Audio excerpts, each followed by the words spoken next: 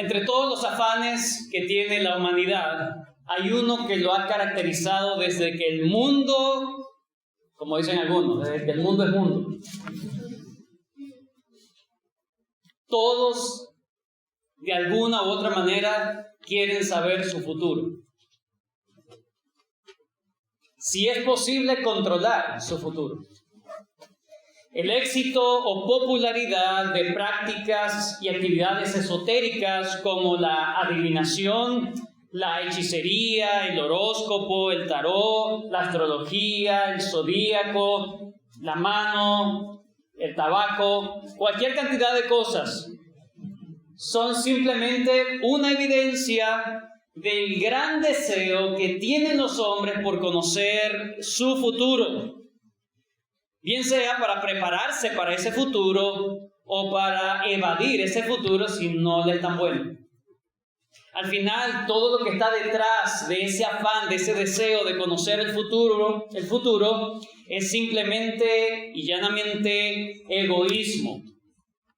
Ante la inquietante pregunta, ¿qué va a ocurrir el día de mañana? ¿Qué va a ocurrir mañana? Todos, sin duda alguna, dirán una frase parecida como esta: sea lo que sea que vaya a ocurrir, que sea algo bueno. Que sea algo bueno. ¿Cómo debe responder un cristiano? ¿Cómo debe responder un creyente ante esa inquietante pregunta? ¿Qué va a ocurrir con mi vida mañana? ¿Qué va a ocurrir con esta actividad, con aquella cosa mañana? ¿Qué va a pasar? ¿Es legítimo que los creyentes se hagan ese tipo de preguntas? Y si es así, ¿cómo debe responder un creyente? Permítame citar a uno de los grandes teólogos que ha tenido la iglesia en la historia, San Agustín de Hipona.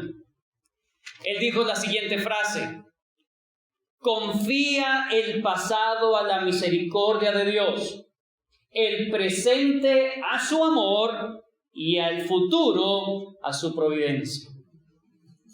Confía el pasado a la misericordia de Dios, el presente a su amor y el futuro a su providencia. Confía, descansa. Romanos capítulo 8, versículo 28 dice: y sabemos que a los que aman a Dios, todas las cosas.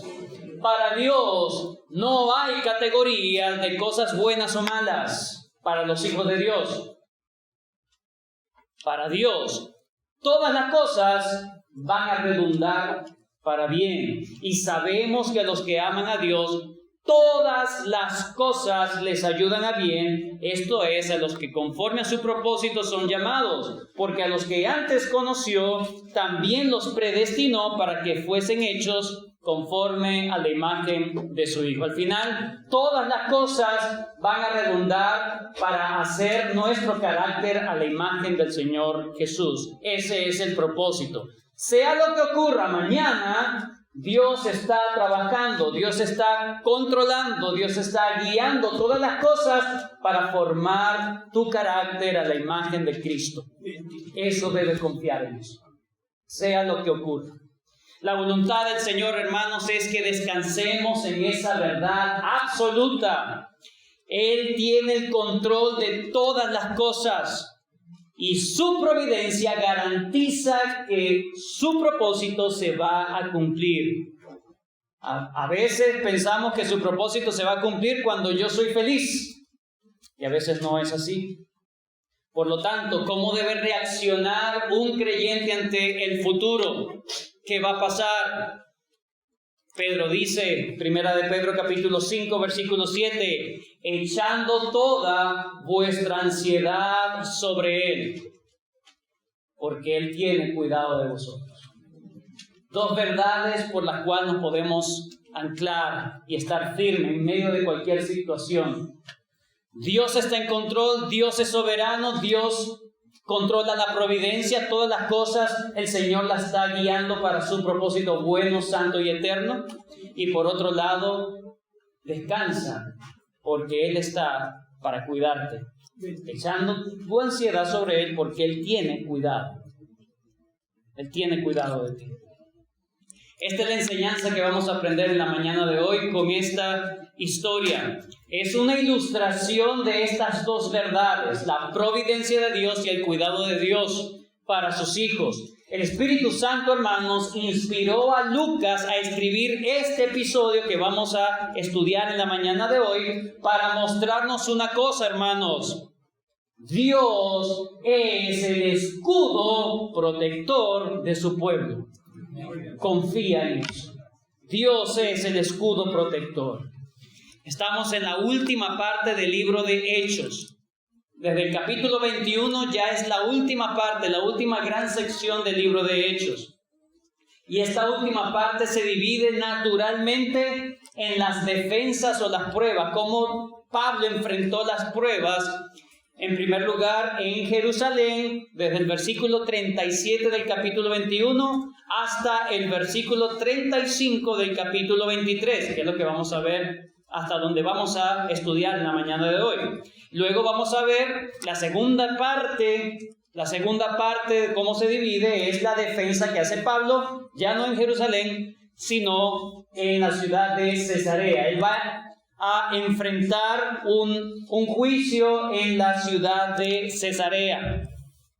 Y finalmente, luego en el capítulo 27 hasta el 28, Lucas va a narrar el viaje que hace Pablo hacia Roma.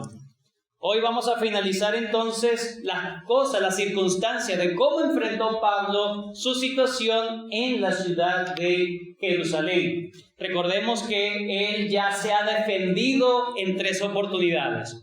En la primera oportunidad, cuando viene la multitud, lo agarran por una calumnia, todo el mundo se alborota, toda Jerusalén se alborota, lo están matando prácticamente, lo están apedreando, lo están golpeando, está casi muerto y llega el tribuno, se llama el tribuno, es un comandante de 1000 hombres a su disposición.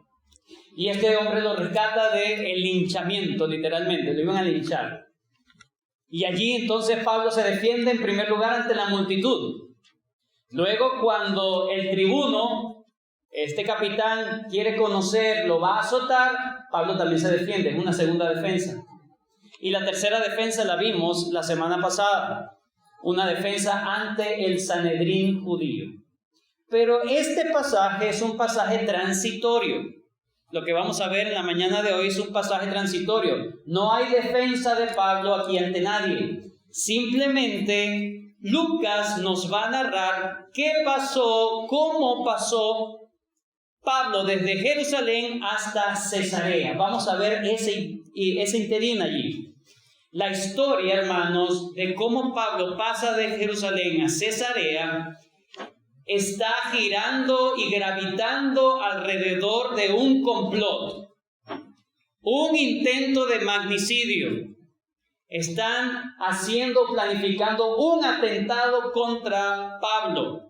Ahí se enfoca la trama y eso lo usa Dios. Un evento tan horrible que están planificando la muerte de un hombre, Dios lo está guiando providencialmente para llevar a su siervo, para trasladarlo. Usa eso para hacer que se traslade Pablo desde allí, desde Jerusalén hasta Cesarea. Entonces, vamos a ver ese complot, vamos a ver qué aprendemos en lo que Lucas escribió y lo que el Espíritu Santo quiere enseñarnos en la mañana de hoy. El bosquejo que vamos a ver en la mañana de hoy es el siguiente. Número 1.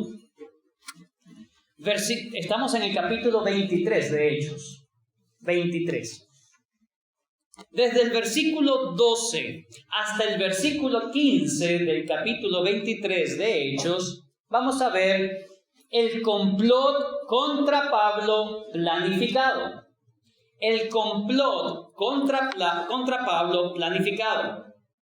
Luego, los versículos 16 al 22, vamos a ver el complot contra Pablo descubierto. Y en último lugar, versículos 23 al 35, el complot contra Pablo frustrado. Repito una vez más los tres encabezados de la mañana de hoy. El complot contra Pablo es planificado, versículos 12 al 15. El complot contra Pablo es descubierto, versículos 16 al 22. Y el complot contra Pablo es frustrado, versículos 23 al 35. Hoy vamos a finalizar entonces el capítulo 23 de Hechos. Vamos entonces a ver los primeros versículos del 12 al 15. Venido el día, algunos de los judíos tramaron un complot y se juramentaron bajo maldición, diciendo que no comerían ni beberían hasta que hubiesen dado muerte a Pablo. Eran más de 40 los que habían hecho esta conjuración, los cuales fueron a los principales sacerdotes y a los ancianos y dijeron: nosotros nos hemos juramentado bajo maldición a no gustar nada hasta que hayamos dado muerte a Pablo. Ahora pues, vosotros con el concilio, requerid al tribuno que le traiga mañana entre vosotros para que, como que queréis indagar alguna cosa más cierta acerca de él, y nosotros estaremos listos para matarle antes que llegue. Mas, hasta ahí, era hasta el 15, ¿verdad? Ya te iba a odiar ahí. Están unos hombres que han visto literalmente el fracaso del Sanedrín judío. ¿Cómo perdieron esa oportunidad ustedes? Lo tenían allí, podían hacer lo mismo que le hicieron a aquel judío, ¿verdad?, llamado Jesús. No lo hicieron. Ustedes de verdad que no sirven. Estos son unos hombres, unos extremistas, violentos. Estos hombres parece que son los mismos celotes que se narran en los evangelios. El Sanedrín dejó escapar a Pablo y estos hombres, al ver eso, dice: venido el día, algunos judíos tramaron un complot. No se dice que fue el Sanedrín que tramó el complot, sino unos judíos. Fue un grupo de judíos que hicieron un voto. Dice: se juramentaron bajo maldición. Un voto, no entre ellos, sino un voto a Dios. El voto a Dios: yo me comprometo delante de Dios de matar a este hombre. Es terrible, ¿verdad? Observen la naturaleza del odio de estas personas, cegados por el príncipe de este mundo, Satanás. Los judíos, hermanos, consideraban en ocasiones justificable el asesinato de algún hombre cuando éste se convertía en un peligro público para la moral y la vida de los judíos. Consideraban entonces que eliminarlo tan pronto como pudieran era un acto para Dios. Por eso es que Pablo actuaba como actuaba antes de conocer a Cristo. ¿Sí? Buscaba eliminar toda aquella cosa que se supone que no era parte del judaísmo. Así que estos hombres se juramentaron bajo maldición con la misma fórmula con que se hablaba en el Antiguo Testamento. Dice: se juramentaban bajo maldición diciendo que no comerían ni beberían hasta que hubiesen dado muerte a Pablo. Es como si ellos dijeran aquella frase en el Antiguo Testamento: así nos haga Dios y aún nos añada. Eso es juramentarse bajo maldición. Es decirle: Señor, si yo como o bebo antes de dar muerte a Pablo, mátame a mí. Esa era la maldición que se estaban dando entre ellos hacia Dios. ¿Cuántas personas se complotaron, por así decirlo? Creo que es la palabra correcta. ¿Cuántas personas se confabularon? Dice: más de 40 personas. El mundo no me quiere, el mundo me odia. Bueno, aquí más de 40 personas literalmente odiaban a Pablo. Y no vemos a Pablo deprimido porque no lo quieren. Esto es un hombre que no está enterado de nada de lo que está ocurriendo. Él no sabe. Él está preso, Pablo está preso. Y estas personas están tramando en la oscuridad, en las tinieblas. Nadie sabe, pero estas personas están haciendo un voto de maldición contra Pablo para Dios. Es como una ofrenda a Dios lo que están haciendo, una ofrenda a Dios. Vemos por lo menos 3 cosas acá. Número 1, el horrible odio es un odio diabólico contra el pueblo de Dios. Es un odio que busca que estas personas manifiesten de quiénes son hijos. Ellos son hijos del padre de mentiras, del hombre destructor. Ellos son hijos de Satanás, son asesinos, como Caín, asesinos. Ellos eran el instrumento del dragón persiguiendo a la mujer y a la descendencia de la mujer, como dice en Apocalipsis 12:17. Ahí está. Estamos viendo Apocalipsis aquí. Y entonces, número 1, vemos el gran odio que siente todos los anticristianos hacia el pueblo de Dios, a tal punto de usar a Dios para buscar la muerte de un hombre. En segundo lugar, vemos la seguridad que ellos tenían de cumplir ese voto. No iban a comer ni beber hasta que iban a dar muerte a Pablo. Ellos sabían que iban a tener éxito. Nadie hace ayuno de gratis, ¿o sí? ¿No? Pero aquí está diciendo, si no lo mato, si como antes de matarlo, entonces tengo que matarlo para poder comer.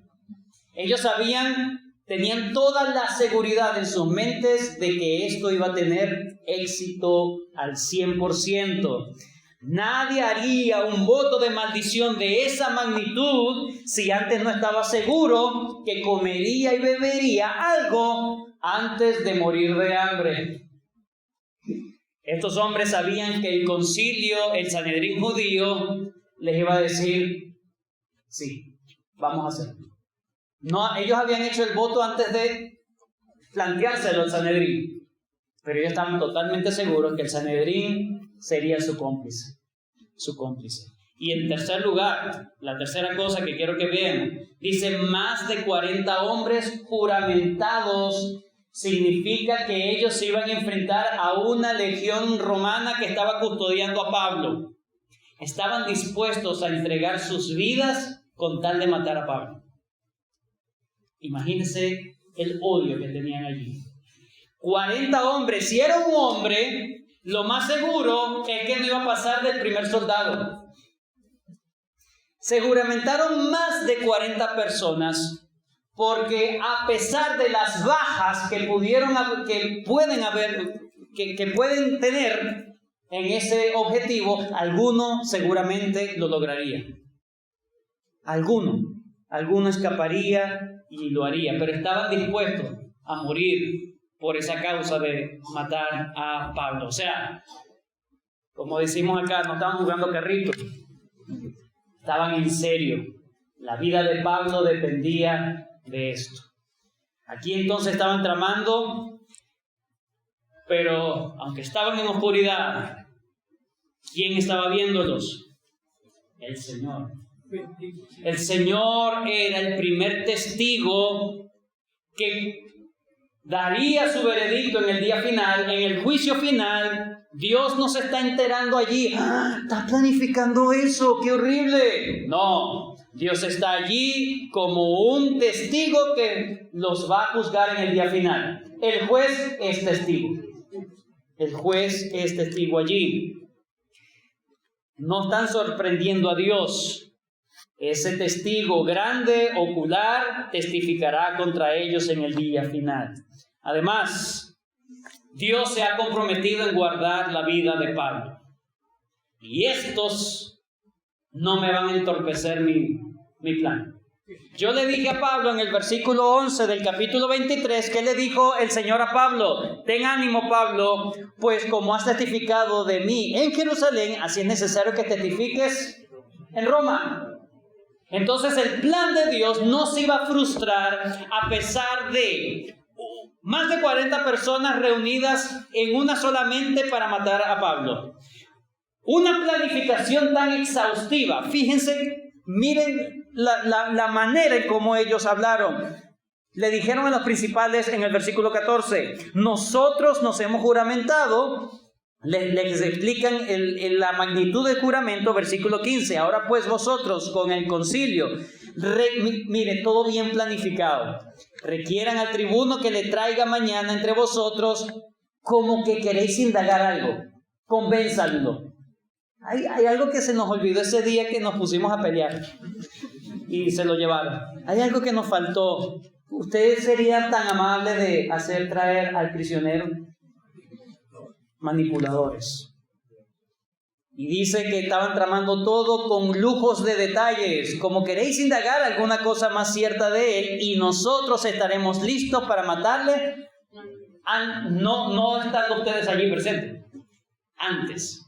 Es decir, pues nadie se va a enterar, nadie va a pensar de que ustedes estaban en este complot, porque eso va a ocurrir en el camino. Estaba todo fríamente calculado.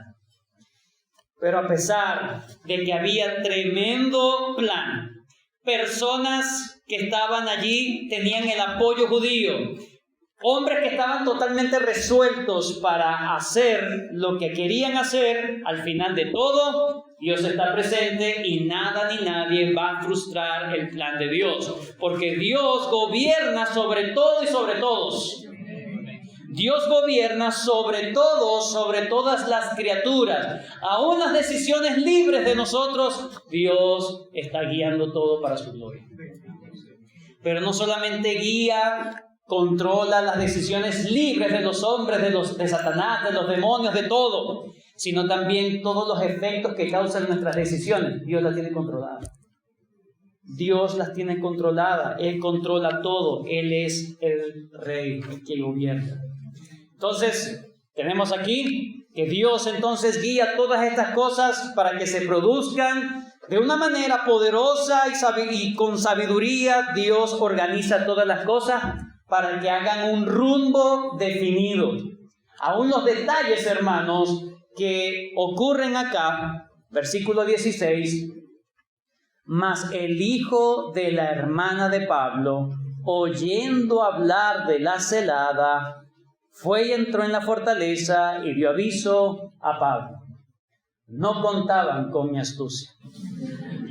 No contaban con este muchacho que los delataría. No contaban con eso. Pero Dios se encargó de que este muchacho lo supiese. Dios tiene todo controlado. Nada se le escapa.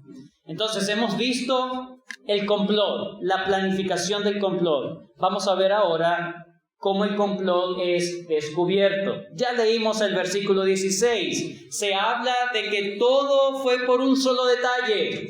Lo escuchó el hijo de la hermana de Pablo, es decir, un sobrino de Pablo. ¿Qué hacía un sobrino de Pablo ahí? No eran de Tarso.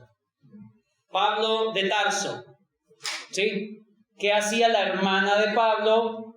Si es que vivía ahí en Jerusalén, ¿qué hacía este muchacho, el sobrino de Jerusalén? ¿Cómo escuchó esta componenda? Bueno, ¿cómo se enteró el sobrino de Pablo? Bueno, algunos sugieren que, obviamente, eran más de 40 personas. Algunos, no todos, ¿verdad?, tienen ese grado 33. Algunos no se aguantan. Y algo tuvo que haberse salido por allí. Eran más de 40 personas, era muy difícil. Esa es una posibilidad. Accidentalmente escuchó. Esa es una posibilidad.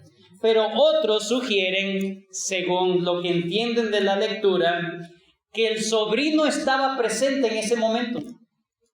Y el sobrino estaba presente. Y a ellos no les importó que el sobrino, ellos sabían que era el sobrino, no les importó planificar todo eso y que él se enterara. ¿Por qué? Filipenses capítulo 3, versículo 8, rápidamente. Filipenses capítulo 3.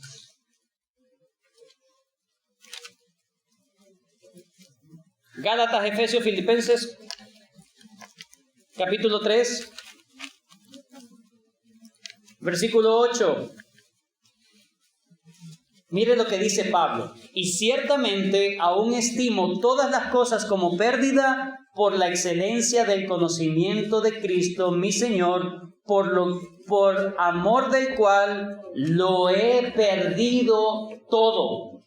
Esa frase de Pablo, estoy leyendo Filipenses 3:8. Ya en la última parte dice, por amor del cual, por amor al Señor Jesús, lo he perdido todo. Los entendidos en la materia comprenden que lo que Pablo está diciendo allí es que Pablo fue desheredado. Por amor de Cristo, yo he sufrido desheredamiento. Fui desheredado de la familia, fui excomulgado de la familia, lo he perdido todo. Por lo tanto, los judíos, ¿verdad? Estas personas que entienden que el muchacho estaba allí presente en el momento, probablemente era un estudiante, así como Pablo, su tío, fue estudiante en Jerusalén, este muchacho también estaba estudiando en Jerusalén, y muchos asumen de que los judíos que estaban ahí confabulándose todo, pensaron o entendían que los primeros enemigos de Pablo eran su propia familia. Los primeros enemigos de Pablo era su propia familia, así que no corría ningún tipo de riesgo porque su familia también lo quería muerto. Así eran los judíos. Así eran los judíos.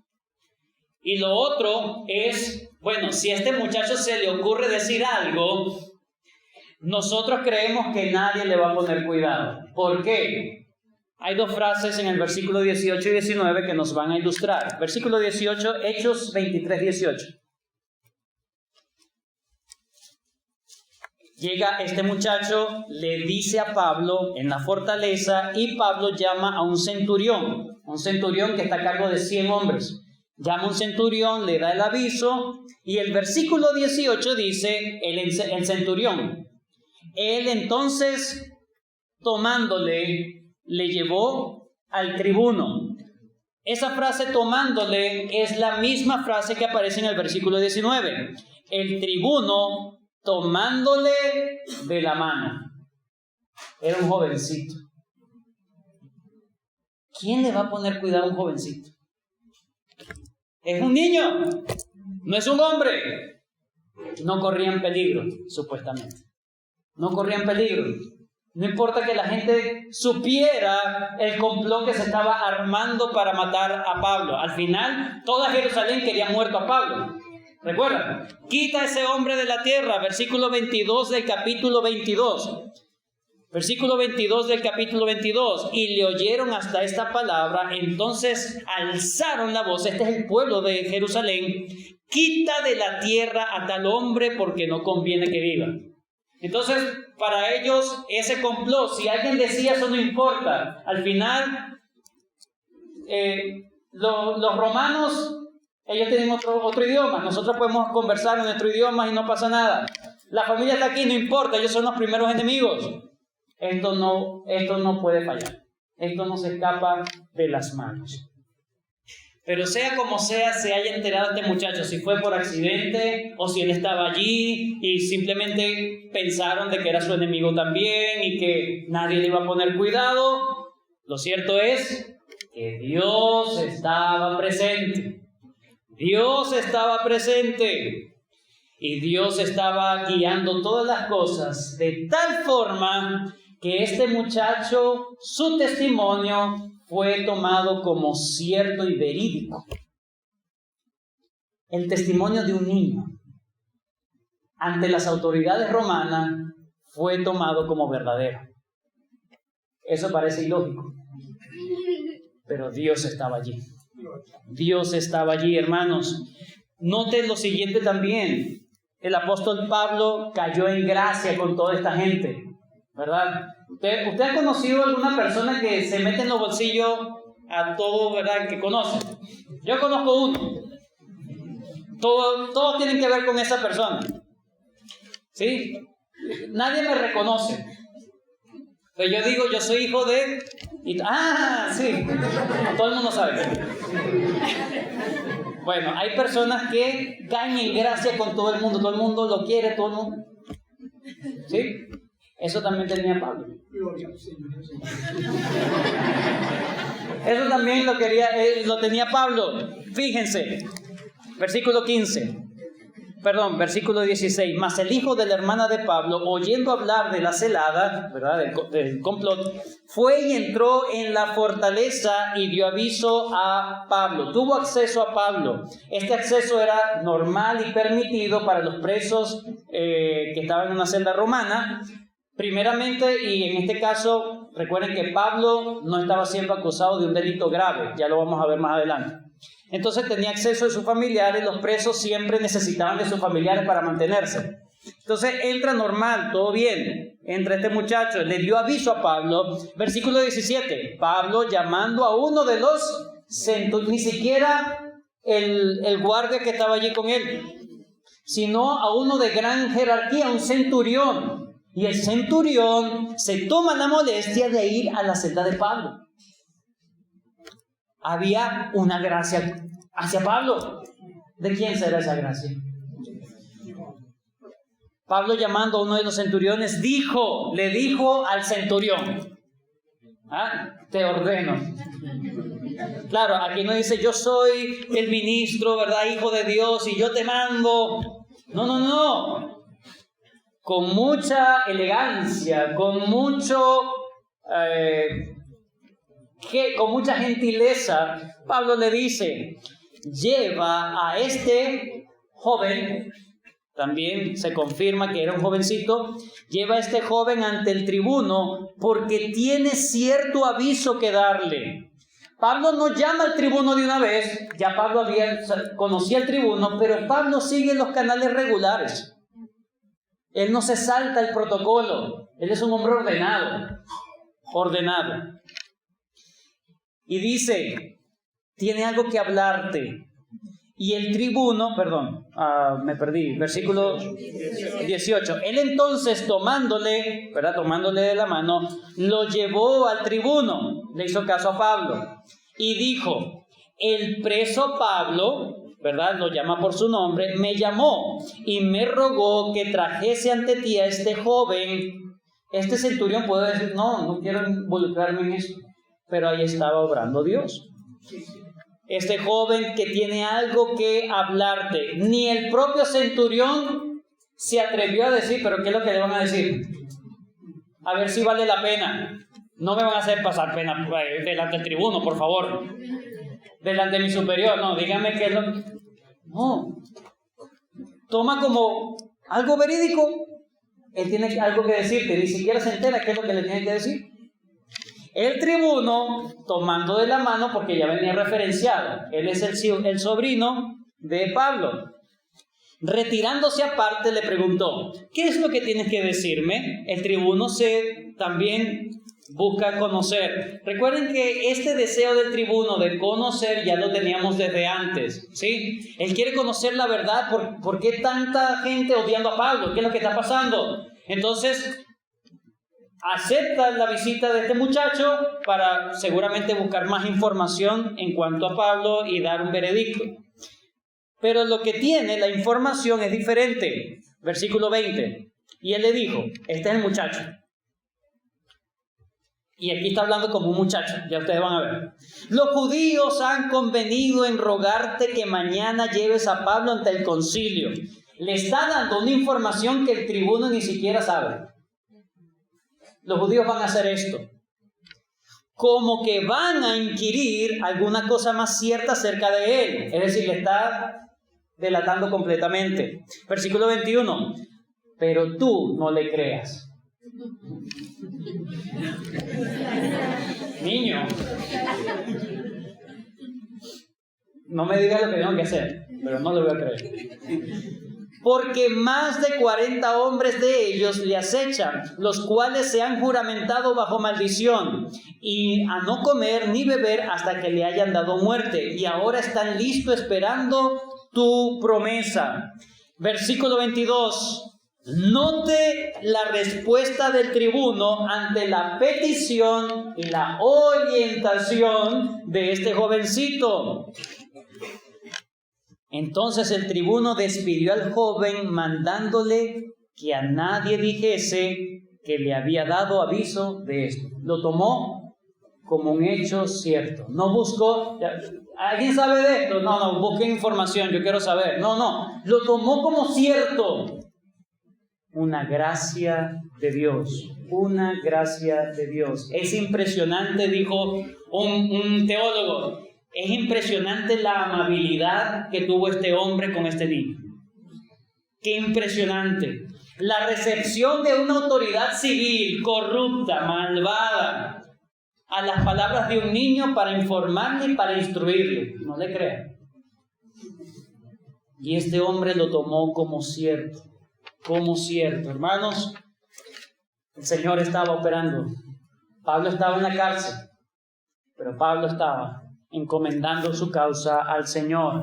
Proverbios 21, versículo 1 dice: como los repartimientos de las aguas, como las causas de los ríos, como el repartimiento de las aguas, así está el corazón del rey en la mano de Jehová. A todo lo que quiere lo inclina.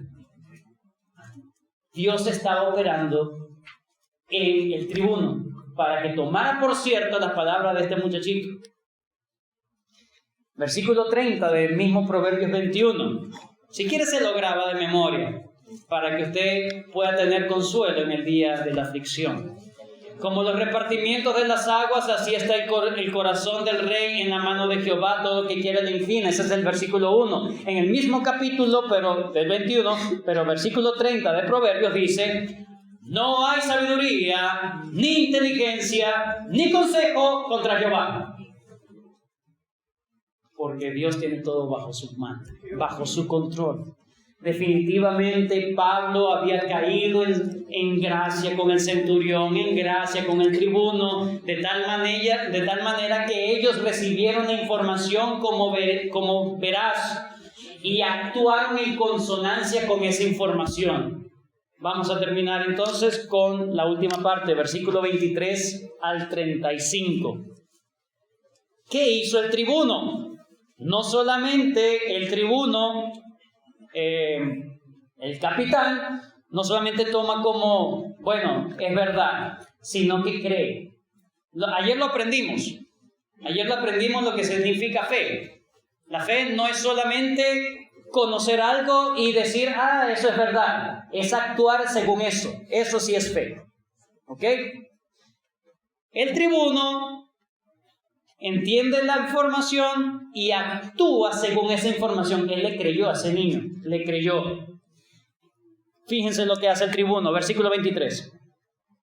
Y llamando a 2 centuriones, mandó que preparasen para la hora tercera de la noche 200 soldados. Era Pablo. Van a custodiar a Pablo. 200 soldados romanos, no se olviden quiénes eran, soldados romanos. 70 jinetes, ¿cuánto vamos? 270 soldados, es decir, 200 a pie y 70 en jinetes. Y 200 lanceros, ¿cuánto vamos? 400. ¿Cuánto tenía a cargo el tribuno?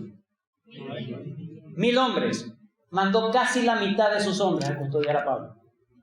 Casi la mitad de sus hombres a custodiar a un pobre hombre. ¿Quién era Pablo? Increíble. Algunos pueden decir, bueno, pero esto es exagerado. Ya les voy a mostrar que no. Pero más allá de eso, las acciones del tribuno nos están revelando lo importante que era Pablo para el tribuno. Lo importante que era Pablo para él. Número 1, ya vemos la cantidad de compañía que manda, que lanza para cuidar a Pablo y para mandarlo de noche. No a la luz del día, sino en la noche, en la madrugada, porque quiere proteger la vida de Pablo. Pero lo segundo que vemos es cuando él emite la carta a Félix. Fíjense el versículo 25. En la carta a Félix. Félix era el procurador o el gobernador de la región de Judea, ¿ok? Y todos los gobernadores o procuradores no vivían en Jerusalén, sino en Cesarea, por eso es que lo manda al procurador. Versículo 25. Y escribió una carta en estos términos. ¿Cómo se enteró Lucas de esa carta? Probablemente buscó algún tipo de copia, pero dice en estos términos. No es que se lo está imaginando, sino que él vio la carta y dijo, bueno, esto es más o menos lo que dice la carta. ¿Okay? Lo resumió. Versículo 26. Claudio Lisias. ¿Cómo se llamaba el tribuno? Claudio Lisias. Ya dejamos de decirle tribuno y ahora le decimos Claudio Lisias. Al excelentísimo gobernador Félix. No es un adulador, así era lo normal, ¿ok? Salud, ¿verdad? Versículo 27. A este hombre, han entregado ahí a Pablo, a este hombre aprendido por los judíos y que iban ellos a matar, lo libré yo acudiendo con la tropa. Hasta allí todo va bien porque es según lo que está en la narración. Los judíos lo iban a matar y él acudió con la tropa. Habiendo sabido que era ciudadano romano. Ahí sí no. El tribuno se enteró que Pablo era ciudadano romano es después, de hecho, cuando lo iban a azotar. Pero eso de, no, yo aprecié a este hombre y cuando lo iba a azotar ahí me enteré. No dice eso. ¿Por qué? Porque era en contra del tribuno. Entonces, ya amarrar a un ciudadano romano sin acusación, sin algo que ameritara estar preso, ya era un delito. O sea que él se estaba cuidando, él estaba aparentando delante de Félix. Seguimos. Y queriendo saber la causa por qué le acusaban, le llevé al concilio de ellos. Eso sí es verdad. Y hallé que le acusaban por cuestiones de la ley de ellos, pero que ningún delito tenía digno de muerte o de prisión. El gobernador, si leyó esto, pudo haber preguntado, ¿y por qué lo tienes preso? ¿Por qué lo tienes preso si no es digno de muerte? Si no tiene ningún delito ante las leyes romanas. El tribuno sabe que Pablo es inocente. El tribuno lo dice. Él es inocente. Versículo 29, 30. Pero al ser avisado de acechanzas que los judíos habían tenido contra este hombre, al punto le he enviado a ti, intimando también a los acusadores que traten delante de ti lo que tengan contra él, pásalo bien. Es decir, el carácter de su la palabra libertad, ¿cómo se llama? Impedido de libertad. Privado, gracias.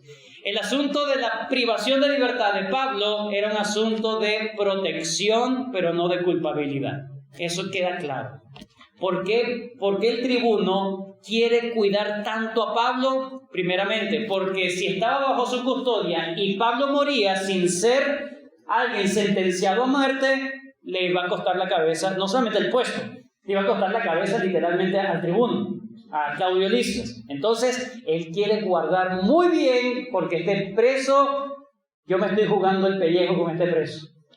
Entonces, no es tanto por amor a Pablo, es por él mismo, para cuidarse de él, para aparentar que él ha hecho un procedimiento justo. Pero no importa. Al final, ¿quién está allí? Dios está usando aún las malas motivaciones de este hombre para cuidar a su siervo. Para cuidar a su siervo. Dos cosas, dos detallazos que podemos hablar de ese traslado de Pablo a Cesarea. Número 1, hermanos, esta gran escolta romana no solamente le dice que Pablo era importante para el tribuno, sino que le dice al propio Pablo, esta es una imagen de la protección espiritual que Dios te da. Casi 500 hombres alrededor de Pablo. Pablo podía sentirse seguro, por supuesto. ¿Por qué tanta compañía? Porque precisamente era una celada de judíos y ellos no están con juegos. ¿Sí? Los judíos no están con juegos. Ellos cuando van a matar, ellos dan su vida por eso. Eran más de 40 hombres, no se dice cuántos. Bueno, ellos reforzaron la seguridad porque ellos sabían lo grave y lo agresivo que son los judíos. Por lo tanto, tenían que protegerlos lo máximo posible. Entonces, era una seguridad proporcional a lo violento de esta gente. Sí, podemos decir que es exagerado, pero así era el corazón de los judíos. Y Dios estaba protegiendo a su hombre. Dios estaba protegiendo a su hijo y le estaba diciendo, esto que tú estás viendo alrededor es lo que espiritualmente yo estoy haciendo. Espiritualmente los hijos de Dios están siendo rodeados por el Señor. Salmo 34:7. El ángel de Jehová acampa alrededor de los que le temen y los defiende. Jeremías 20:11. Mas Jehová está conmigo como poderoso gigante. Por tanto, los que me persiguen tropezarán y no prevalecerán, serán avergonzados en gran manera porque no prosperarán, tendrán perpetua confusión que jamás será olvidada. Dios está con su pueblo. Salmo 3:3. Mas tú, Jehová, eres escudo alrededor de mí, mi gloria y el que levanta mi cabeza. Todas estas cosas seguramente estaban en la mente de Pablo. El Señor está rodeándome. El Señor está cuidándome.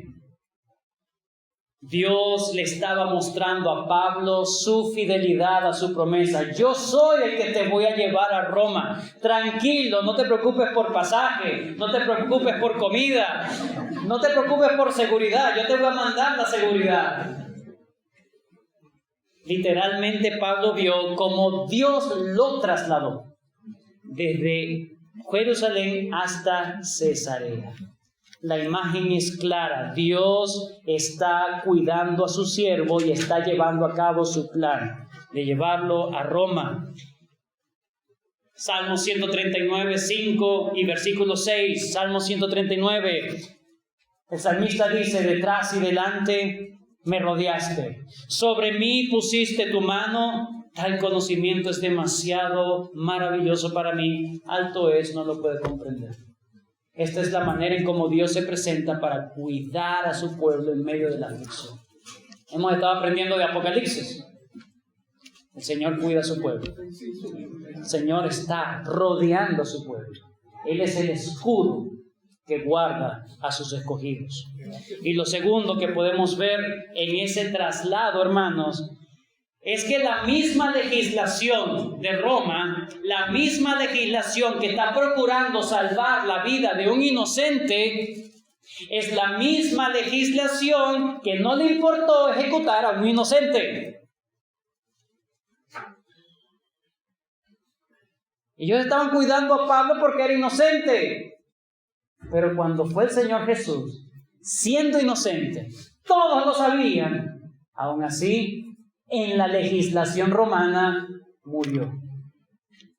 ¿Cómo eso? ¿Cómo es posible? Era inaudito, era incomprensible, era impensable que una legislación romana donde se buscaba el derecho, donde se buscaba la rectitud, se ejecutara a un hombre justo, porque Dios también lo había decretado. Es que nadie puede entorpecer los planes de Dios. Hechos capítulo 4 versículo 27 dice, porque verdaderamente se unieron en esta ciudad contra tu santo Hijo Jesús, a quien ungiste, Herodes y Poncio Pilato, judíos y el representante de los judíos y el representante de los romanos, con los gentiles y el pueblo de Israel, para hacer cuanto tu mano y tu consejo habían antes determinado que sucediera. Lógicamente era imposible que sucediera. Si entendían que Jesús era inocente, era imposible que lo condenaran. Pero ellos hicieron lo que Dios había determinado, el decreto de Dios. Pero en el caso de Pablo, era imposible que se frustrara lo que Dios había determinado. Pablo va para Roma. Y Pablo podía descansar en eso. Finalmente Pablo llega allí a Cesarea. Y es recibido de muy mala gana, de muy mala manera por este Félix. Hermanos, Literalmente, Pablo pasó de Guatemala a Guatepeor. Literalmente. Mire, delante de este hombre gobernador Félix, Claudio Lisias, que es el tribuno, era un hombre piadoso, era un pan de Dios. Este sí era corrupto. Era horrible. Vamos a detallar algunas cosas de este hombre Félix más adelante. Pero, ¿dónde estaba la confianza de Pablo? No, Señor, pero me mandaste. O sea, ¿cuál es la protección? No entiendo. Pablo no va a descansar. Pablo va a enfrentar otra prueba. Más fuerte. Más fuerte porque este tribuno por lo menos tenía condescendencia, pero ya la manera en cómo recibió Félix a Pablo fue seco, ¿no? Versículo 33. Cuando aquellos llegaron a Cesarea y dieron la carta al gobernador, presentaron también a Pablo delante de él, y el gobernador leía la carta y preguntó de qué provincia era. Y habiendo entendido que era de Cilicia, le dijo: te oiré cuando venga, te oiré. No te voy a escuchar, no tengo tiempo para ti. Ya estoy cansado. Te oiré cuando vengan tus acusadores. Y mandó que les custodiasen en el pretorio de Herodes. Bueno, tampoco fue una mala celda. El pretorio de Herodes era un castillo que había hecho Herodes y que luego lo convirtieron en celda. No era tan mala la cosa. Pero lo que iba a enfrentar Pablo, y eso es lo que vamos a ver más adelante, en Cesarea fue bastante fuerte. Pero él estaba confiando su futuro en el Señor. En conclusión, hermanos, Jehová reina. Y Él se ha comprometido a cuidar a su pueblo. Descansa en eso. No hay justificación entonces para la ansiedad en los hijos de Dios. No hay justificación para el temor de qué va a ocurrir mañana. ¿Será que, leo la Biblia, voy al horóscopo, hago esto, alguno me va a funcionar? No, confía al 100% de que el Señor te va a dar lo mejor. Lo mejor. El Salmo 5:12, porque tú, Jehová, bendecirás al justo. Es una promesa. Tú bendecirás al justo, como un escudo lo rodearás. Le rodearás de favor. Salmo 7:10, mi escudo está en Dios, que salva a los rectos de corazón. Así debe ver el pueblo de Dios a su Dios como un escudo protector. Él es mi escudo. ¿Qué hago yo si tengo un escudo? Me refugio en ese escudo, me escondo en ese escudo y confío que me va a proteger. Que el Señor nos ayude a ser un pueblo que realmente confíe en su Dios. Aplicaciones. La confianza en Dios se cultiva. La confianza en Dios se cultiva. ¿Cómo se cultiva la confianza en Dios? Por medio del uso de los medios de gracia. No es hoy siento que confío más. No es un asunto emocional. Es un asunto donde yo conozco ortodoxia, conozco una información y esa información me sostiene, me consuela, ortopatía. Y esa información que me consuela me ayuda a hacer las cosas como a Dios le agrada, ortopraxis. ¿Okay? Todo comienza con la mente, la batalla está en la mente. Si no te llenas de lo que las promesas de Dios, que dice Dios, si no conoces de las Escrituras, jamás tu fe va a ser fortalecida. Necesitas cultivar tu confianza en el Señor. En segundo lugar, la confianza en el Señor no es un asunto de pasividad. No es un asunto de pasividad. Pablo, ¿qué? ¿Me van a matar? Bueno, el Señor se encargará. Déjalo, eso no va a prevalecer. No, Pablo fue responsable. Bueno, vamos a seguir este asunto. Vamos a hacer lo siguiente. Y entregó eso en las manos del Señor. No significa que confiar significa pasividad. Eso no es así. Confiar significa, si yo tengo algo que hacer, tengo que ser responsable y lo hago dependiendo siempre de la gracia de Dios. Y en último lugar, la confianza está garantizada solo para aquellos que están en Cristo. Solo los que están en Cristo. Aquellos que están lejos de Cristo, aquellos que no tienen al Señor del universo como su Señor, como su Dios, jamás pueden disfrutar de ese escudo protector que solamente Dios le da a sus hijos. En paz me acostaré y asimismo dormiré, porque solo tú, Jehová, me haces vivir confiado. No es tu cuenta, no es tu empresa, no es ahora estoy leyendo más la Biblia, ahora estoy orando más, ahora estoy asistiendo a la iglesia. Eso no debe ser tu confianza. Tu confianza debe ser el Señor. ¿Tienes a Cristo en tu corazón? ¿Te has arrepentido de tus pecados y te has entregado tu vida a Cristo? Él te promete perdón de todos tus pecados y vida eterna, y además te promete: yo te cuido. Tu ansiedad, descansa de esa ansiedad, porque yo estoy para cuidar. Oremos.